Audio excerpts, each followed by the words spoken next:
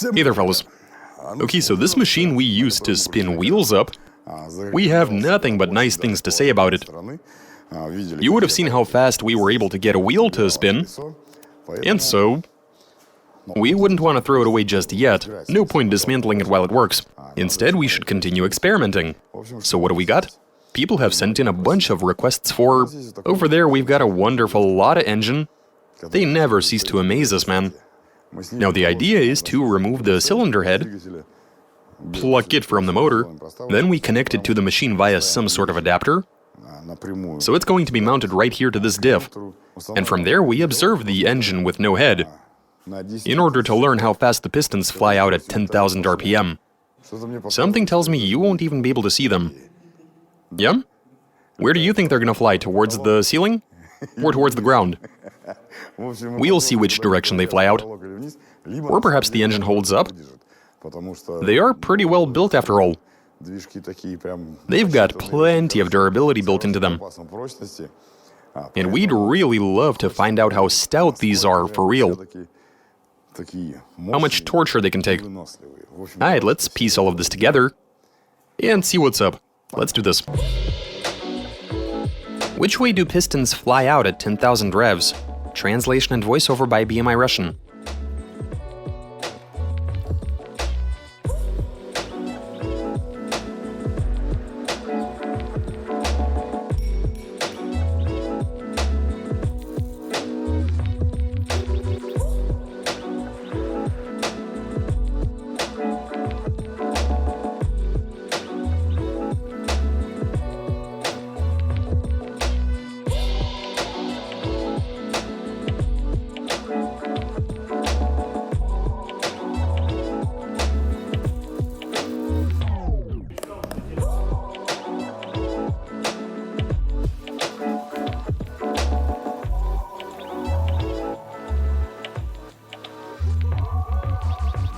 Look at what we've got here, fellas. Now you see, instead of a wheel, we've got mounted an engine block. We've machined a flange for the purpose of getting them mated. We did have to do a bit of welding, but okay, it's not too bad. Especially considering that this engine block is not long for this world. With how many revs we're looking to get it up to, I don't think it's getting out of this alive. But on the other hand, like I already said, Lada motors never cease to amaze. It's all about how balanced they are, and durable. To make sure the oil pump creates enough pressure, we've shortened the chain. In stock form, it is pretty long, with it having to drive the camshaft as well. But that was an easy task that I'm sure any school kid can tackle. Now we need to transport this assembly. Enough talk, it's off to the test track. Okay, fellas, we've made it out to our favorite spot for doing such experiments. Now, if something does go kablamo, if bits start flying in different directions, we are surrounded by a sort of natural shelter. The branches ought to slow down them projectiles, if something were to happen. Now look here, the tach is currently reading 500 revs, which seems about right, and you can tell cylinder number 1 is picking up a massive amount of oil. Oh my goodness. Anyway, so here's what 500 RPM looks like. The pistons are like... But what'll happen at 10 grand? Well, let's find out.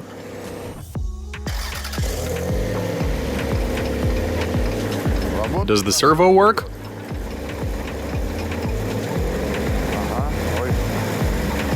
It does. I think it's time for us to move away. Looking good. From there, we observe from a distance. Why from a distance? Well, we've seen flying metal before.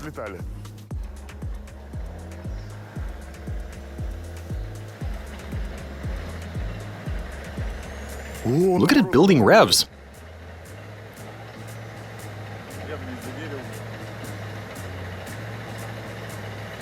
Is that it?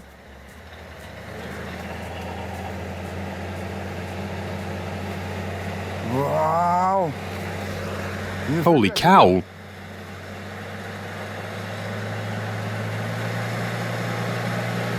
Look at it spewing oil.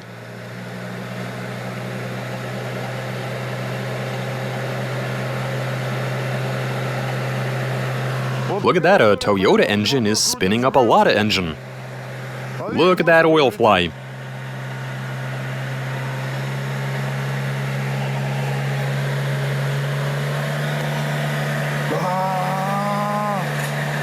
Something just happened.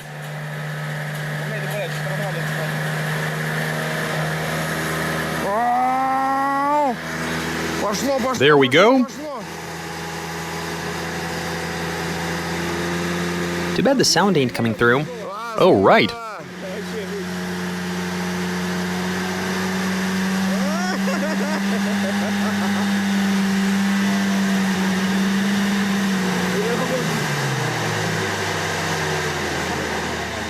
I think we broke something.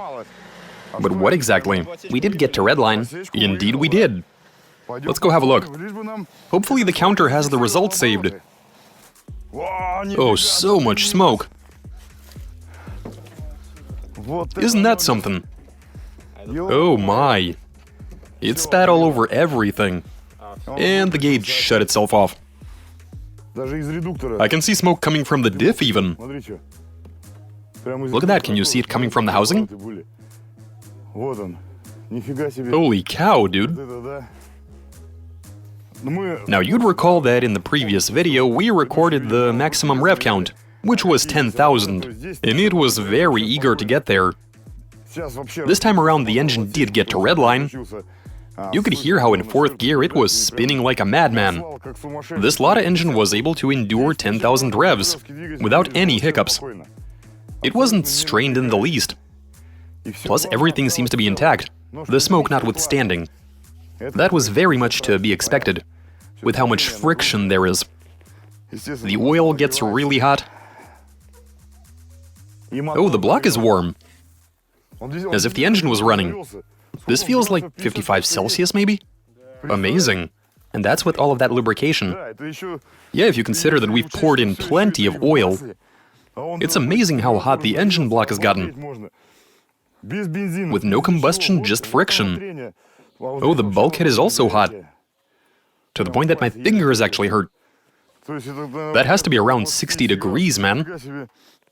So we never started this engine, and on top of that it's missing a cylinder head. And it's hot. Okay, so we've established that it can keep it together at 10 grand. We've fired it up once more, and decided to look for weak points. And so right now, something has to go down, as is tradition around here. So okay, so now it's pedal to the metal, and from there we wait until that weak point reveals itself, until it makes it to the surface.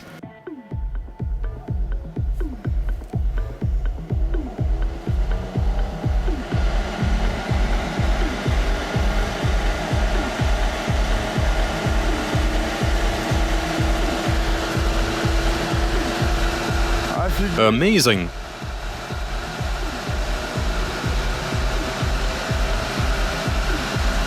What a noise. That's a lot of revs. And still climbing.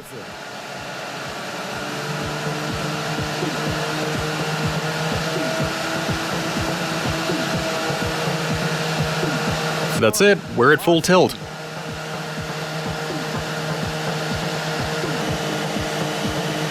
Seriously though.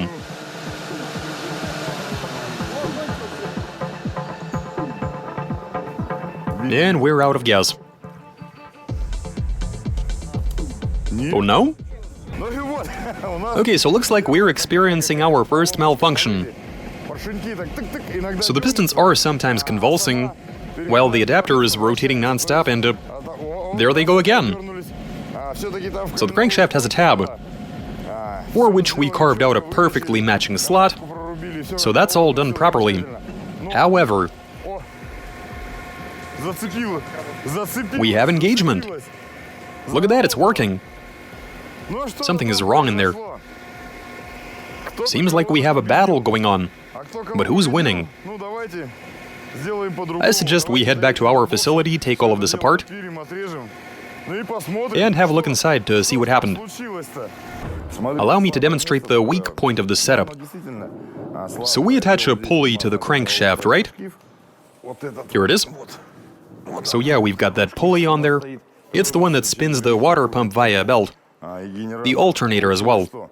As for what happened, well, here we used to have a tab. And that tab has been sheared off. The thread for the nut has also been destroyed. See how thrashed this area is? And so that's what we're dealing with. We need to find a way, by some kind of miracle, to put this engine to sleep. We do have a more substantial joint on the other side. That's where the flywheel is at. And so that's what we'll be attaching to the machine.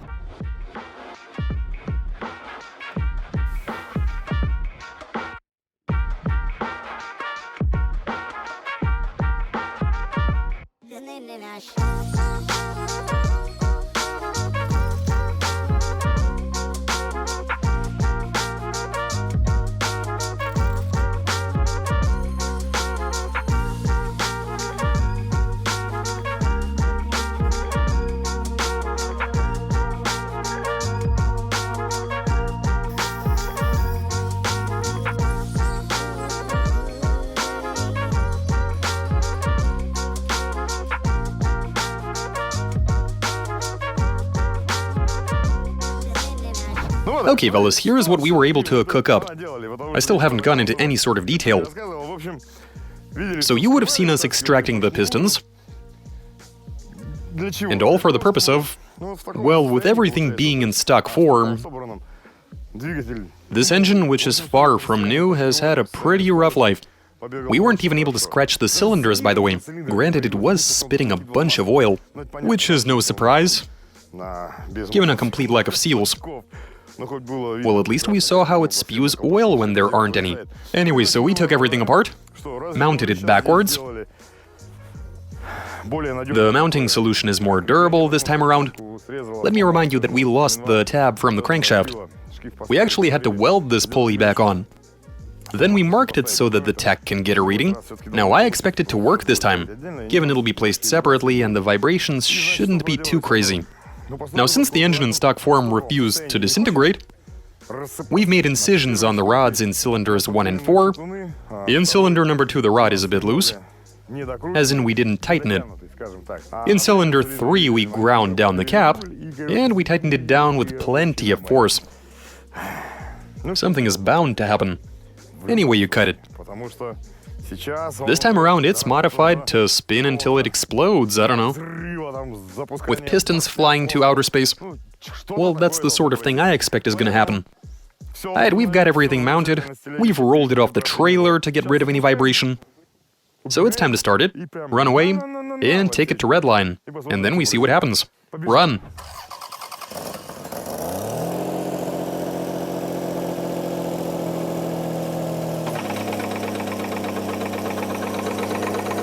It's all right. Now we run for it. We doing this?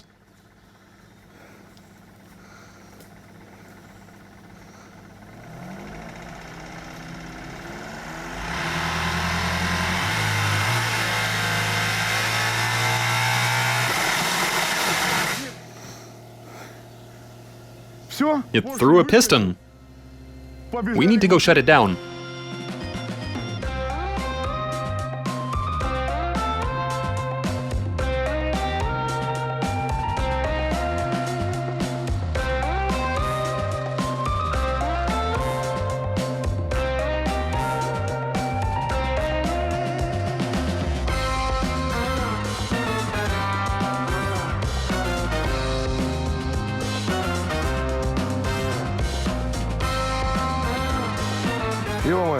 That's it.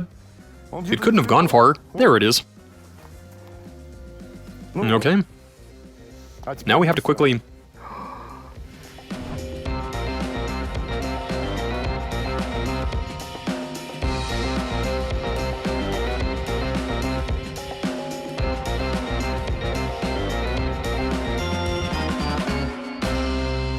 We did it, guys. So here's where we're at with this. The rod in cylinder number 1 has fallen apart. We made quite the incision on this one. And so it fell apart. No, it's pretty odd. This right here is the upper part. Here's the lower bit. And here we've got a bolt. We'll leave it there for now. Take a look at what happened to the bolt, by the way. It's also destroyed. And this is a piece of block. It was hit by the rod, and a big chunk came flying off. So that's about it. The piston evacuated, of course. It did this sort of move, and went flying in that direction. It didn't get too high, though. It's a good thing we were able to get everything out, since we still have 3 more in there. One of them is cut, the other pinched, the third loose. We need to do another round of this.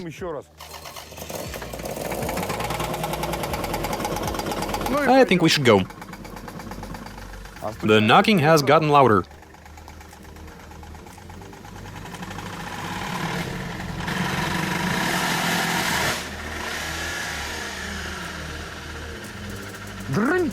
And we're done. That didn't take long.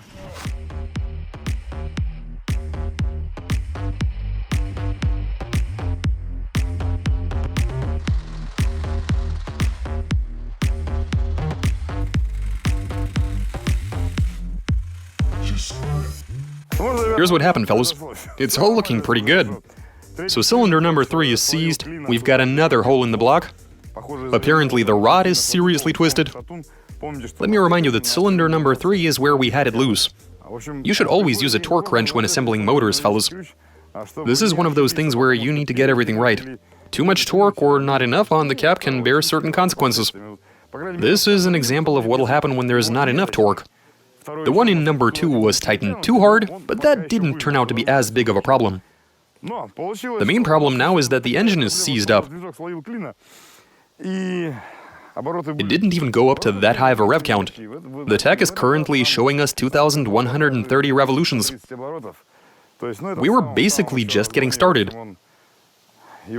And that's when things came apart. The engine seized up. Everything was spinning up nicely until a point. But then it came to an abrupt stop, and in between it and the differential, something has been sheared off. I mean, yeah, the block was going to be butchered, but the diff we were hoping would carry on for a bit. It is what it is. I'm pretty curious to remove the oil pan and see what happened down there. So now I suggest we place everything back onto our trailer, head back home, dismantle the whole lot, and have a closer look at the aftermath of a loose bolt or nut situation.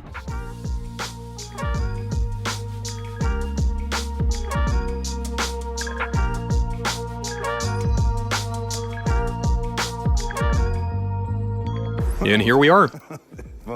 Take a look at this. This is pretty hilarious.